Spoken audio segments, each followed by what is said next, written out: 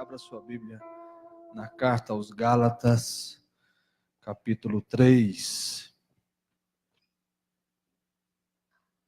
Se você está aqui pela primeira vez, nós estamos estudando a carta aos Gálatas. Já tem umas 5 semanas e vamos até o capítulo 6. Isso, agora sim. E hoje a gente vai caminhar no capítulo 3, dos versos 1 até o verso 14. Gálatas, capítulo 3, dos versos 1 ao 14. Paulo apela para a experiência dos Gálatas. Ó Gálatas insensatos, quem vos fascinou a vós outros, ante cujos olhos foi Jesus Cristo exposto como crucificado? Quero apenas saber isto de vós: recebestes o Espírito pelas obras da lei ou pela pregação da fé? Sois assim insensatos, que tendo começado no Espírito, estejais agora vos aperfeiçoando na carne? Terá sido em vão que tantas coisas sofrestes, se na verdade foram em vão. Aquele, pois, que vos concede o Espírito e que opera milagres entre vós, porventura o faz pelas obras da lei ou pela pregação da fé? Ou pelas obras da carne, pelos méritos humanos, para ficar de uma maneira mais clara. Verso 6. É o caso de Abraão, que creu em Deus e isso lhe foi imputado para a justiça. Sabei, pois, que os da fé que são filhos de Abraão. Ora, tendo a Escritura previsto que Deus justificaria pela fé os gentios, preanunciou o Evangelho a Abraão: em ti serão abençoados todos os povos. De modo que os da fé são abençoados com o crente Abraão. Todos quantos, pois, são das obras da lei, estão debaixo de maldição. Porque está escrito: maldito todo aquele que não permanece em todas as coisas escritas no livro da lei, para praticá-las. E é evidente que pela lei ninguém é justificado diante de Deus, porque o justo viverá pela fé. Ora, a lei não procede de fé, mas aquele que observar os seus preceitos, por eles viverá. Cristo nos resgatou da maldição da lei, fazendo-se ele próprio maldição em nosso lugar. Porque está escrito: maldito todo aquele que for pendurado em madeiro, para que a bênção de Abraão chegasse aos gentios, em Jesus Cristo, a fim de recebêssemos pela fé o Espírito prometido.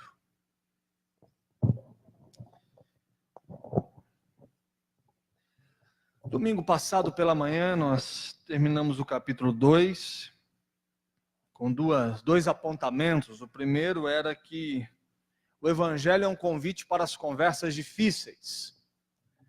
O Evangelho coloca sobre a nossa mesa uma pauta extremamente complicada. O Evangelho é um convite para o olho no olho, verdade sendo dita e os nossos posicionamentos sendo confrontados pela verdade de Deus diante de nós.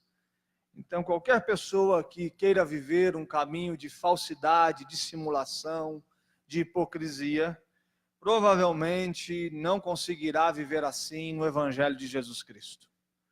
O Evangelho é um convite à verdade.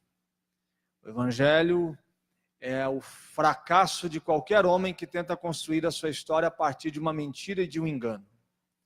A segunda coisa foi quando Pedro dissimulou e viu aquele ambiente, um ambiente para ter um comportamento digno de repreensão, trazendo sobre ele uma sentença de hipocrisia. E a segunda verdade foi que o ambiente religioso é propício para a falsidade. É esse processo que é totalmente contraditório, mas que existe no mesmo lugar.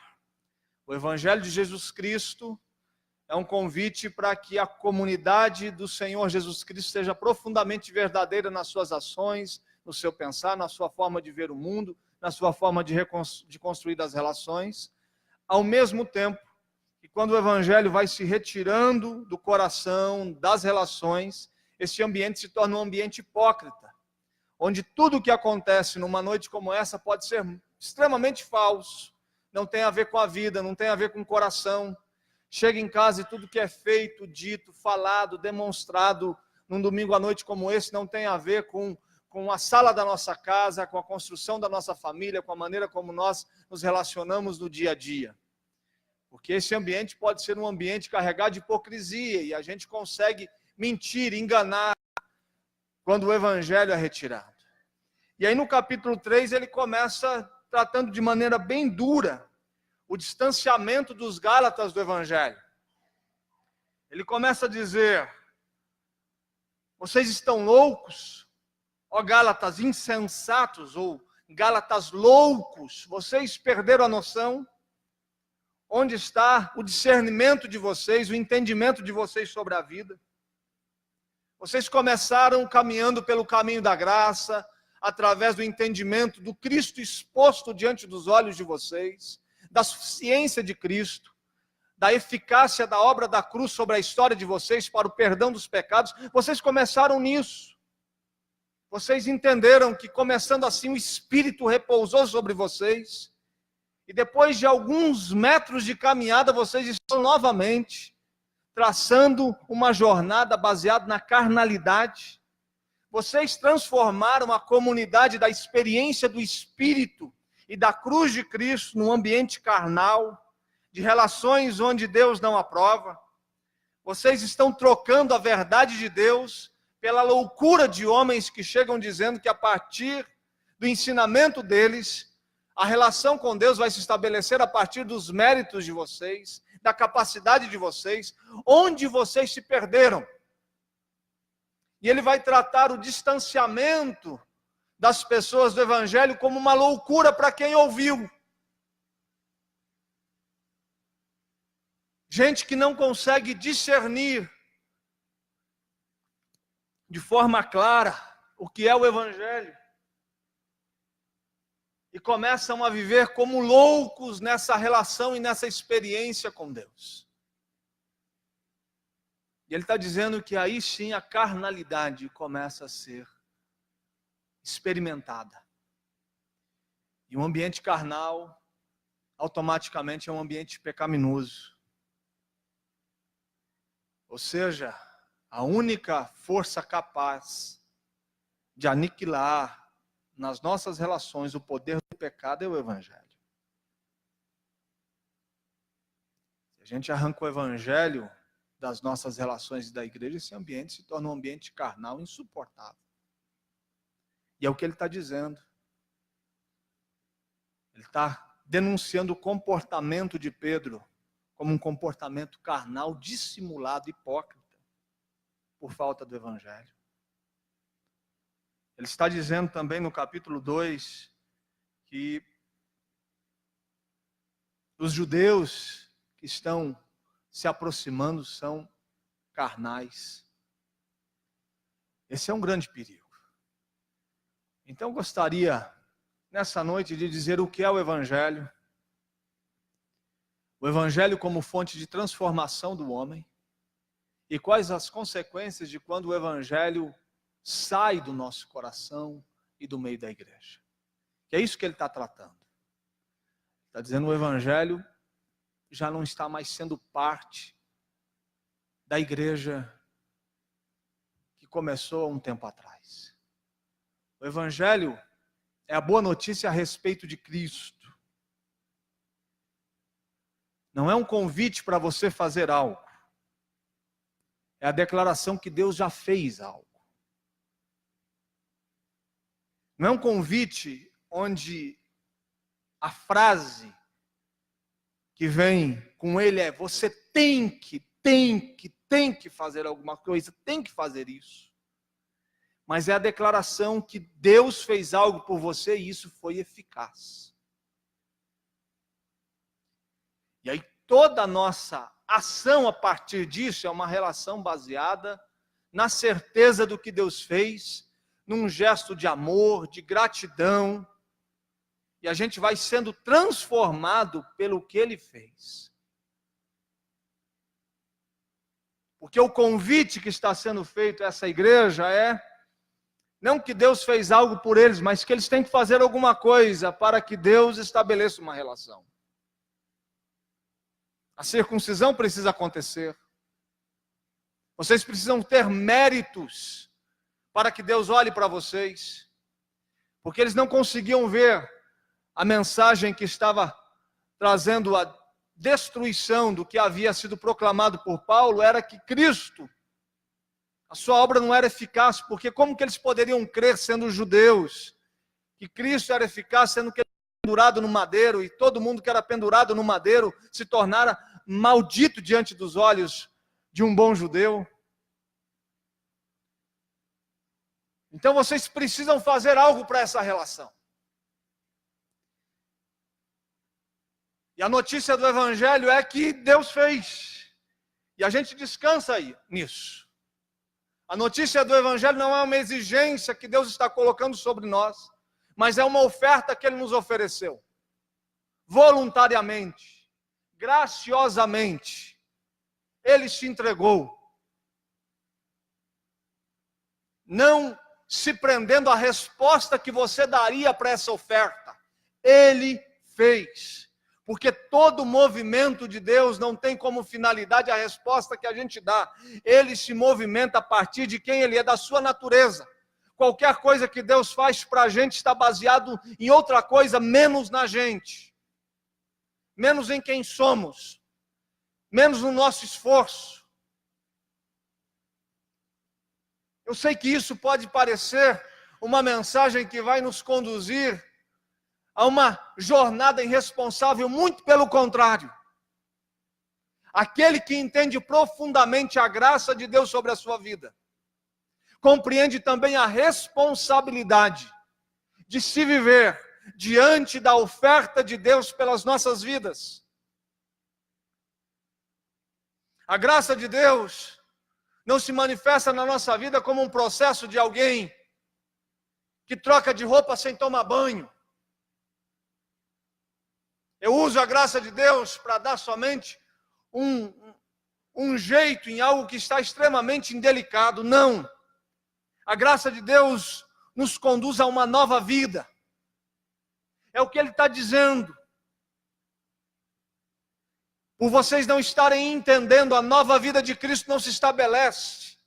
E vocês continuam tendo características de quem está fazendo a coisa certa, mas no fundo do coração de vocês é um caminho de carnalidade que vocês estão construindo. Porque a graça de Deus tem o poder de gerar uma consciência responsável diante da oferta que nos foi dada. O entendimento do Cristo exposto é o que ele fala aqui. Jesus Cristo exposto como crucificado. Esse olhar do homem pecador para o Cristo crucificado é constrangedor. Eu não consigo olhar para isso e não fazer a declaração do soldado dizendo verdadeiramente ali está o Filho de Deus. E essa declaração vai nos conduzindo a um processo de aperfeiçoamento, de transformação. O nível de transformação muitas vezes é raso nas nossas vidas pela falta do entendimento do Cristo exposto diante dos olhos.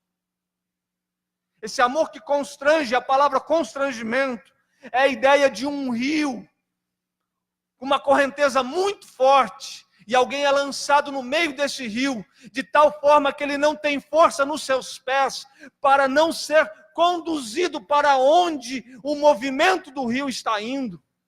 O amor de Deus nos constrange como se fosse uma onda, uma correnteza amorosa de Deus, que vai nos conduzindo para onde Ele quer que a gente seja, para onde Ele quer que a gente esteja, fazendo o que Ele quer que a gente faça.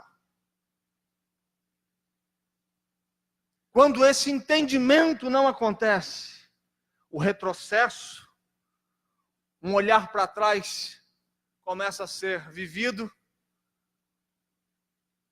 e o nível de transformação é extremamente raso. Um dia alguém analisando o crescimento da igreja na África, disse uma frase que se aplica muito bem ao crescimento da igreja evangélica brasileira. John Stott, quando analisava os números, como são os nossos, eu vivi a minha infância já dentro de igreja evangélica, quando dizer que era crente era uma vergonha para a sociedade. Eu era menino e sofria chacota porque os meus pais eram crentes, porque nós éramos 6% da população. Uma população, na sua maioria católica, apostólica, romana. Uma crise, um conflito religioso estabelecido muito grande. E depois de quase 40 anos, nós chegamos a 30%. Chegamos a quase 50 milhões de pessoas que se dizem evangélicas. Mas tem hora que a declaração serve quando ele diz que a igreja é como um grande rio extenso, longo. Mas a hora que você entra nele, as águas desse rio não cobrem os tornozelos de quem entra. Dizendo, a extensão é grande, mas a profundidade é pequena. Sabe por quê? Quem é que trabalha na área da saúde? Eu acho que tem a Jéssica, né, Jéssica?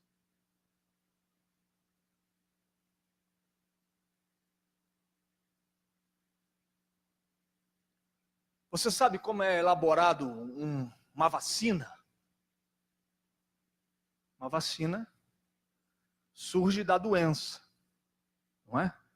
Não é isso?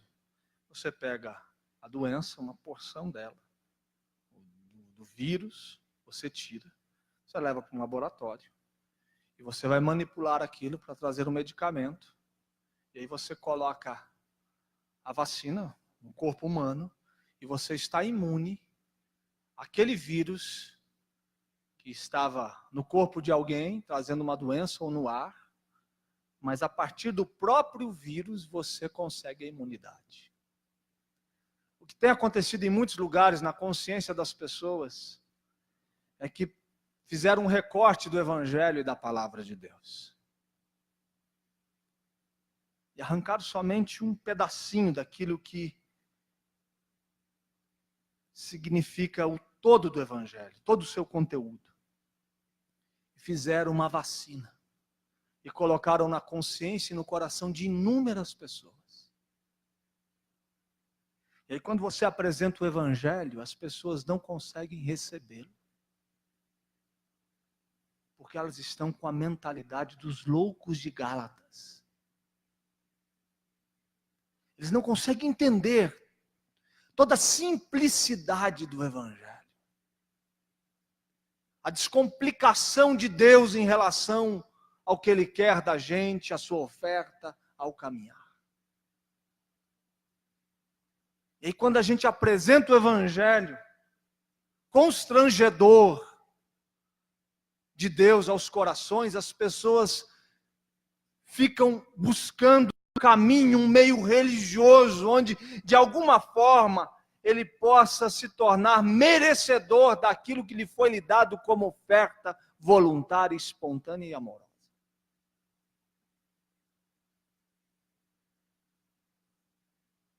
Então o Evangelho é a boa notícia que Deus fez algo por você. A segunda coisa é o Evangelho como o poder transformador de Deus em relação ao homem. Onde está a força transformadora da igreja no mundo? De onde vem a fonte que transforma o coração do homem? De homens e mulheres pecadores que estão aqui nesta noite, que estão impossíveis de construir uma relação a partir dos seus méritos, a partir de ser um bom menino, uma boa menina, um bom garoto, um bom pai, uma boa mãe. Isso daí o pagão também é. Isso daí é uma coisa moral que todo ser humano com o mínimo de inteligência deve ser. onde está o poder transformador diante de uma comunidade de homens e mulheres pecadores? No Evangelho. Então, se eu tiro o Evangelho da igreja, eu tiro a fonte de transformação. E essa é a grande preocupação de Paulo com os Gálatas. Ele está dizendo: vocês estão tirando a fonte que transforma os corações.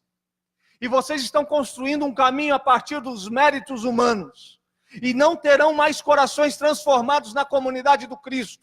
Porque se vocês tiram o Evangelho, ninguém mais é transformado. Se arrancar o Evangelho da igreja, ninguém consegue mais mudar a si mesmo. A partir do entendimento da graça de Deus. O que transforma o homem não é outra coisa a não ser unicamente o Evangelho de Cristo Jesus. O Evangelho tem que estar no centro da igreja. O Evangelho tem que estar aqui, como fonte de transformação de homens e mulheres. Nós podemos fazer inúmeras programações. Nós podemos ter um ajuntamento social maravilhoso. Nós podemos reunir centenas de pessoas fazendo aqui uma promoção, servindo uma boa feijoada. Nós podemos fazer aqui uma grande festa. Trazer aqui uma grande pessoa conhecidíssima no cenário nacional e fazer com que inúmeras pessoas se aproximem da gente. Mas se não tiver evangelho, as pessoas entram e saem dos ambientes da mesma forma, porque a única coisa que pode transformar um homem é o evangelho do Senhor Jesus Cristo.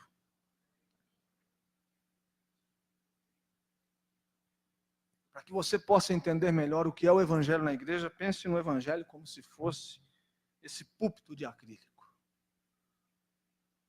Isso daqui é o evangelho. E todas as pessoas num processo de transformação têm o seu vetor ou a sua direção em relação a isso daqui. Num processo, tem gente que está mais perto, tem outros que estão mais longe, tem outros que estão lá, tá? Mas todos estão com a sua vida em direção ao evangelho. E todos têm como finalidade, na sua jornada, em chegar cada vez mais perto do evangelho. O evangelho não quer dizer que está todo mundo no mesmo nível no processo de transformação. Ele te transformou e te deu a consciência que você era um pecador, necessitando da graça de Deus. E aí você iniciou a sua jornada, então você está lá atrás. Chegou agora, quem sabe é o primeiro dia que você está ouvindo isso. E aqui está o evangelho. Mas todas as pessoas da comunidade estão indo para a mesma direção. Sendo transformado dia após dia, de glória em glória, de fé em fé, santificando a sua vida, tendo como referência o Evangelho de Cristo Jesus. Qual é a referência nossa de vida, de transformação? O Evangelho. O Evangelho está onde? No centro da igreja. E o seu poder caindo nos corações das pessoas, na mente das pessoas, nas famílias. De repente essa mãe fica uma mãe melhor, esse pai fica um pai melhor, esse esposo começa a tratar diferente a sua esposa, a esposa da mesma forma. De repente alguma coisa acontece, a sensibilidade, a compaixão vem, o amor vem, a capacidade de perdoar salta. Por quê? Porque o centro da igreja é o evangelho e o poder dele vai transformando os corações.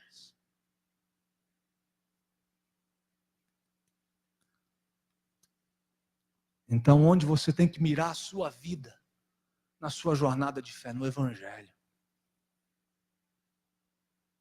Seus filhos, qual é a referência? Você pode ser, mas à medida que esse menino vai crescendo no entendimento da vida, ele tem que perceber que a sua referência, para ser uma referência dele, é o evangelho de Jesus.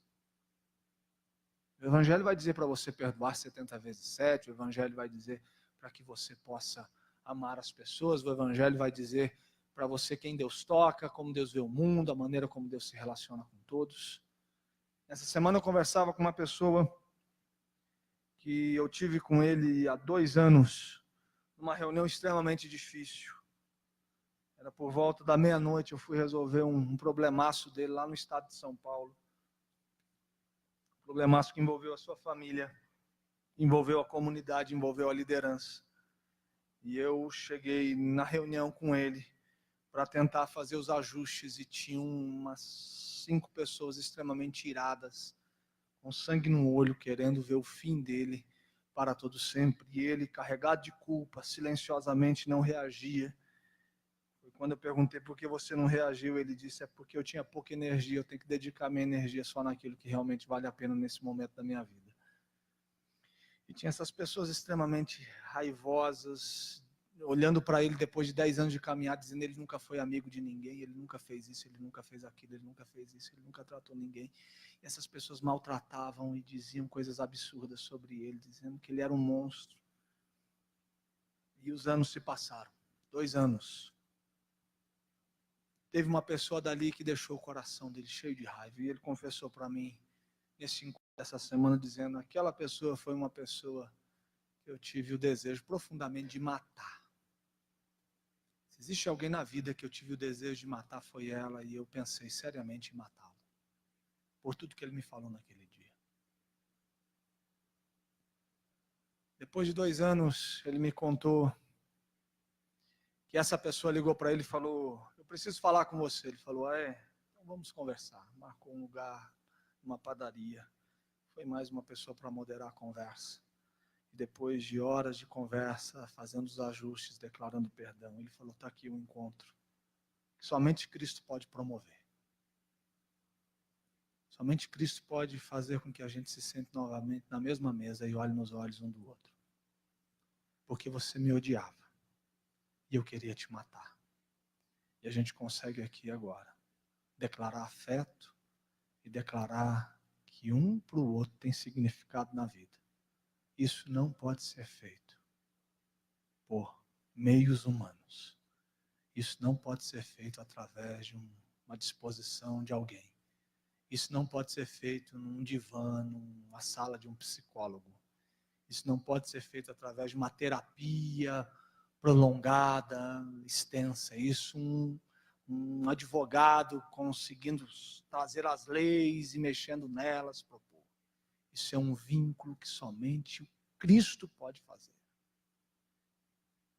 Somente o Evangelho de Jesus faz um americano abraçar um muçulmano. Somente o Evangelho de Jesus faz pessoas dominadas pelo ódio se aproximarem, se abraçarem. E é isso que a gente tem para oferecer. Paulo vai dizer aos Coríntios que isso é loucura para os que se perdem, mas para nós que cremos é o poder de Deus. Amém? E por último, as consequências da ausência do Evangelho na igreja. Quando ele vai dizer, sois assim insensatos no verso 3. Ou loucos, né? Tendo começado no Espírito,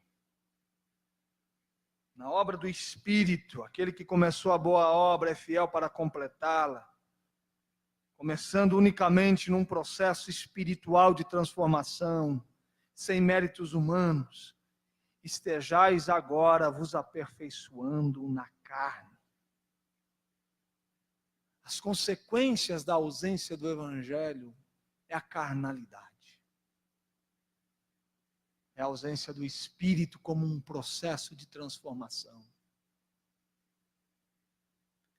Paulo está dizendo, você recebeu o Evangelho, o Espírito repousou sobre você. O Espírito não é uma segunda bênção,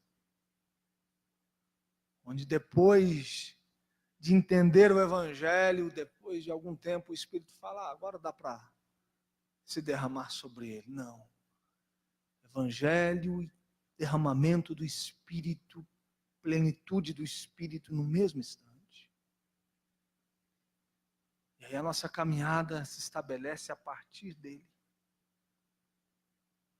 Agora ele está dizendo, se o Evangelho se afastou, o Espírito se afastou e vocês se tornaram carnais. Perigoso. Tenta ser esposo dessa mulher aí sem o Espírito, amigo. Tenta ser esposa desse homem aí sem o Espírito, sem o Evangelho. Você tem coragem de educar seu filho, que passa mais horas na frente de uma televisão, com os amigos na escola, em um mundo caído. Tenta educar esse menino sem o Evangelho, sem o Espírito.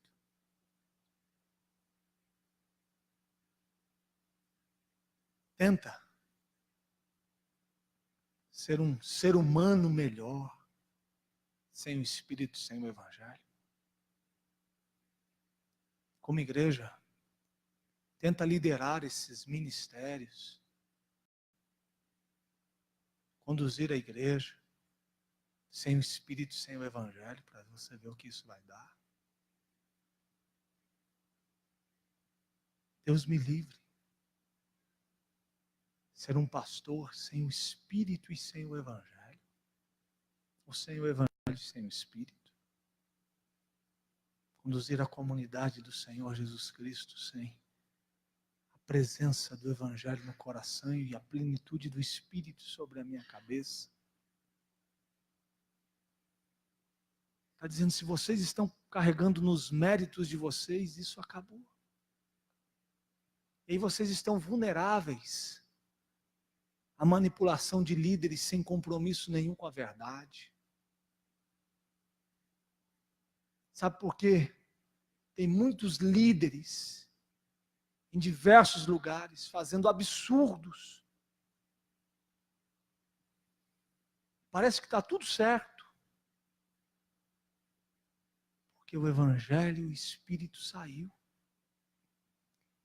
E uma igreja sem esse conteúdo do Evangelho, sem a presença do Espírito, a plenitude do Espírito sobre as pessoas, é extremamente fácil de ser enganada, manipulada. É o que ele está dizendo aqui.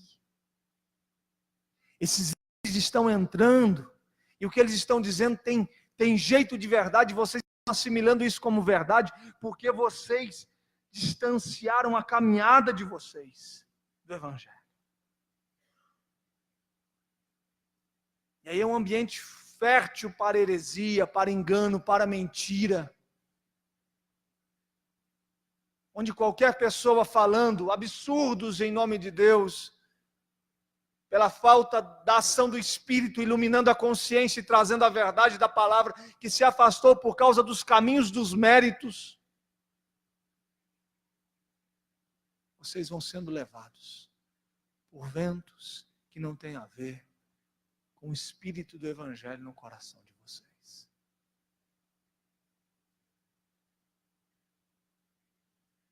O Evangelho é a boa notícia que Deus fez algo por você, amigo. E não importando qual seria a sua resposta, Ele fez, baseado no que Ele é, na sua própria natureza, no seu próprio entendimento da vida. A segunda coisa,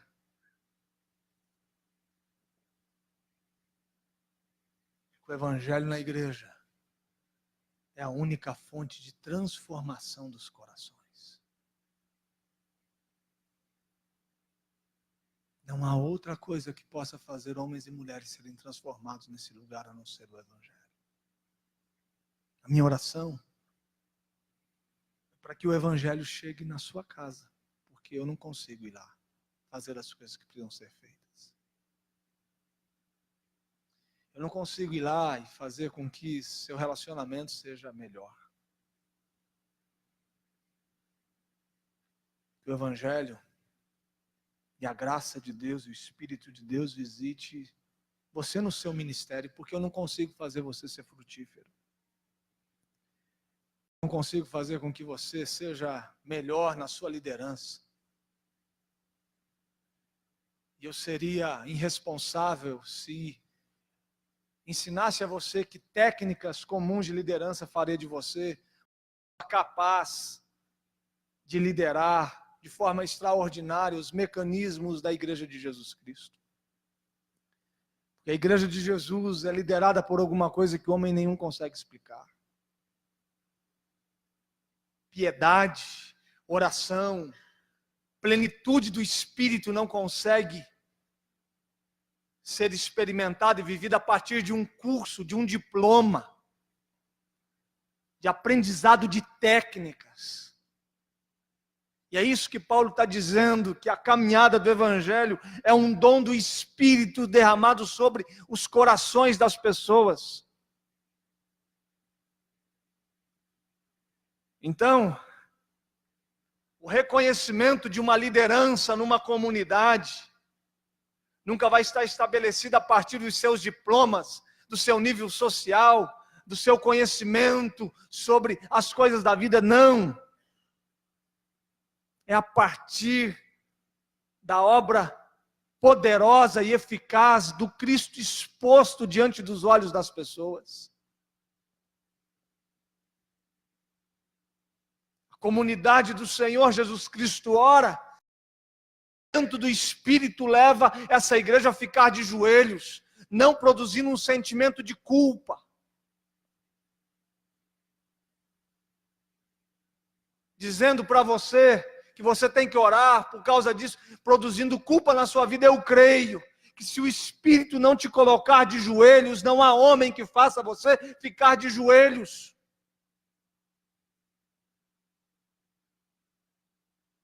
Porque vocês estão enlouquecendo e não estão percebendo que o caminho que vocês estão dirigindo a vida de vocês, Gálatas, não tem a ver com a plenitude do Espírito e nem com o Cristo exposto. Tem a ver com os méritos que vocês estão produzindo a partir do esforço próprio. E aí, para a gente compreender os últimos versos, do verso 6 até o verso 14, ele vai falar da experiência de Abraão. Ele fala da promessa a Abraão, era uma descendência diante dos olhos. Do mesmo jeito que Deus prometeu a Abraão, e ele creu, isso é o perdão de Deus, é uma promessa. O perdão foi apresentado aos Gálatas e é apresentado a gente por Cristo exposto. Eu olho e creio. O que eu faço diante do Cristo exposto pelos meus pecados? Eu creio. Eu não posso deixar esse caminho que me foi apresentado como o primeiro caminho. Abraão creu mesmo diante das impossibilidades humanas, dizendo que você precisa crer nisso, mesmo sabendo que é impossível que isso aconteça a partir de quem você é. Ele está dizendo que ninguém vai conseguir salvar a si mesmo a partir do esforço próprio, do suor que se derrama da sua testa. E ele está dizendo que Abraão foi considerado justo e aceito por Deus mesmo não tendo feito nada para isso. Essa mensagem é uma mensagem de humilhação, que faz a gente ficar de joelhos e dizer que nós não merecíamos nada. Nós não temos nada de bom a oferecer a Deus. Nós não somos nada diante do amor, da santidade de Deus. Mas mesmo assim Ele nos amou. Se entregou por nós. Nos convida a uma nova vida. Onde a base da nova vida é o Evangelho e o Espírito. A palavra e o Espírito nos visitando. Na segunda-feira a gente sai andando pela vida, pisando no Evangelho e sendo conduzido pelo sopro do Espírito. Só assim seremos melhores. E esse ambiente não será o ambiente da carnalidade, da hipocrisia e da falsidade. O ambiente da manipulação, da consciência e do coração das pessoas. Porque eu não tenho direito de dizer ou de fazer algo que o Evangelho e o Espírito não diz a você que você deve fazer. A igreja de Jesus Cristo não caminha a partir dos desejos de um homem pecador. A igreja de Jesus Cristo caminha pela verdade de Deus exposta no Evangelho e pelo Espírito que se derrama sobre ela. Que esta semana seja uma semana do derramar do Espírito sobre a sua vida. Que o Espírito de Deus te coloque de joelhos nesta semana. Que o Evangelho de Cristo faça que você seja melhor. Que você seja um homem melhor. Uma mulher melhor. Que você reconheça os seus erros. Que você peça perdão aos seus filhos. Que você peça perdão aos seus pais. Por quê?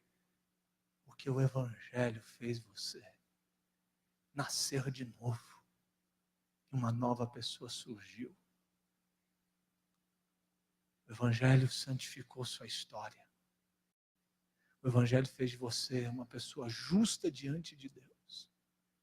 E nós não temos o direito de viver uma vida que não esteja carregada do Evangelho de Jesus. Você perdeu suas razões, amigo. Você não tem mais motivos para ficar brigando pelo que você acha certo ou errado. O certo para a gente é o que Deus disse a respeito da vida. Que Deus nos coloque de joelhos.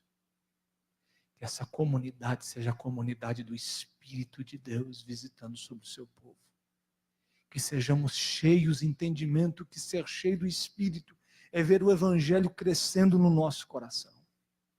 O Evangelho cresce quando homens e mulheres começam a perdoar mais, amar mais, se entregar mais, servir com maior paixão, se envolver no amor ao próximo. O Evangelho cresce quando homens começam a orar com lágrimas nos olhos, mulheres começam a interceder, começam a estender, a agir com solidariedade. O Evangelho está crescendo na gente. O Evangelho veio, me encontrou aos 17 anos, entrou no meu coração, mas ele nunca deixou de crescer em mim, aqui dentro, me ensinando que tem hora que eu tenho que olhar para o meu filho e pedir perdão porque eu erro. Ensinando a ser melhor.